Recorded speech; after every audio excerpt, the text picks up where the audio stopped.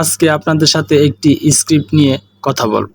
Script ১, আমরা অনেকেই গাড়ি ড্রাইভ করে থাকি। প্রিয় দর্শক, গাড়ি চালানো একটি দক্ষতাই নয়, এটি দায়িত্ববোধেরও পরিচয়। অনেকেই আনন্দের জন্য প্রয়োজনের তাগিদে প্রাইভেট কার চালানো আগ্রহী হন।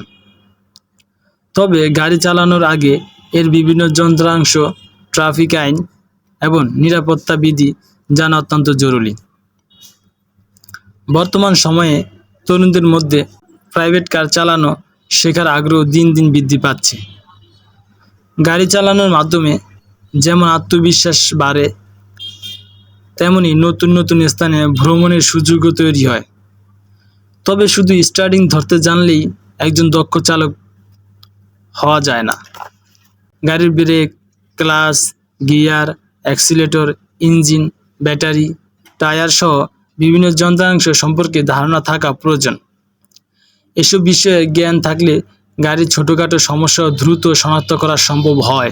বিশেষজ্ঞরা বলেছেন, গাড়ি চালানোর সময় অবশ্যই ট্রাফিক আইন মেনে চলতে হবে।